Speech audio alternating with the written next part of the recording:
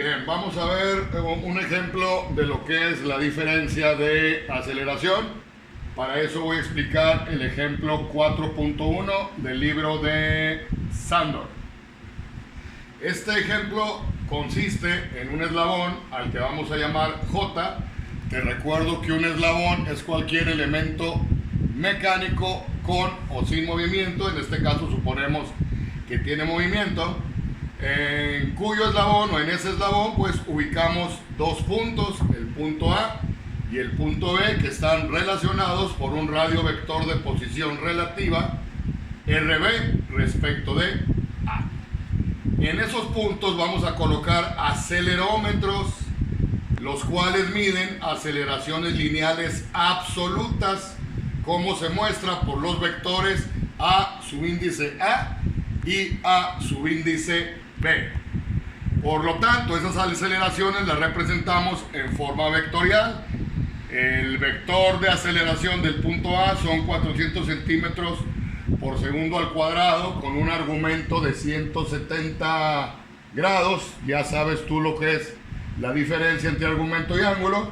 Y la aceleración del punto B está a 560 centímetros por segundo cuadrado y con un argumento de 100 grados. Lo que nos solicita el problema o este ejemplo pues es calcular la aceleración angular del eslabón, aceleración angular J, y la velocidad angular J del eslabón. El método gráfico me dice que al conocer la magnitud y la orientación, tú puedes ubicar tu origen de aceleraciones, y en ese origen de aceleraciones vas a ubicar los vectores A y los vectores B de aceleración.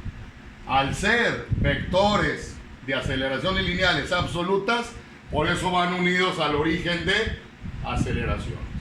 Para esto tienes que darles una escala.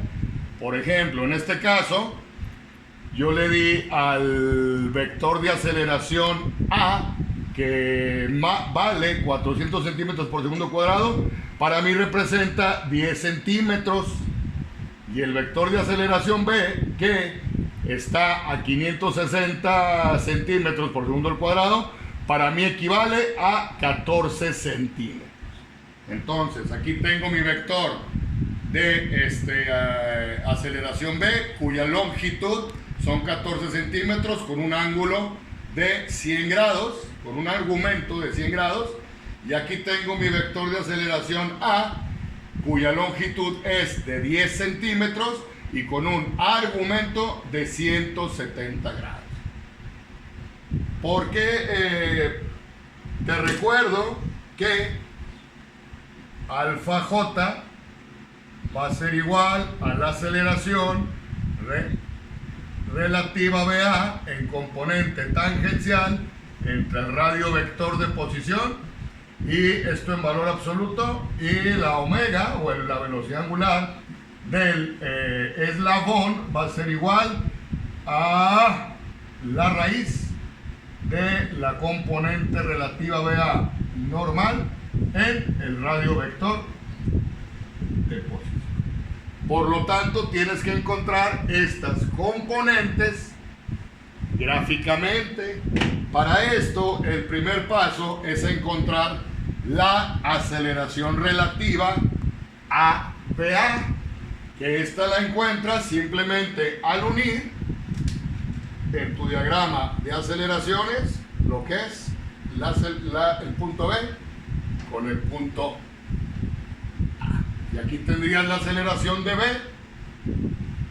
respecto de A. Ahora lo que sigue pues es conocer sus componentes, la componente tangencial y la componente normal. Tú sabes que la componente normal va siempre hacia el eje de rotación, por lo tanto la componente normal va a llevar la orientación del radio vector de posición, que en este caso el radio vector de posición es 28 centímetros por Euler a la imagen de 123 grados. Entonces ubico una línea a 123 grados de mi eje. Y luego voy a perpendicularizar esa componente para encontrar la componente tangencial. Aquí tienes perpendicularidad y esta sería A, BA tangencial, y esta sería ortogonalmente a la tangencial, pues la componente A, BA normal. El objetivo de este problema pues es que tú ahorita en un momento me digas cuánto vale la aceleración angular del eslabón J y cuánto vale la velocidad angular del eslabón J. Gracias.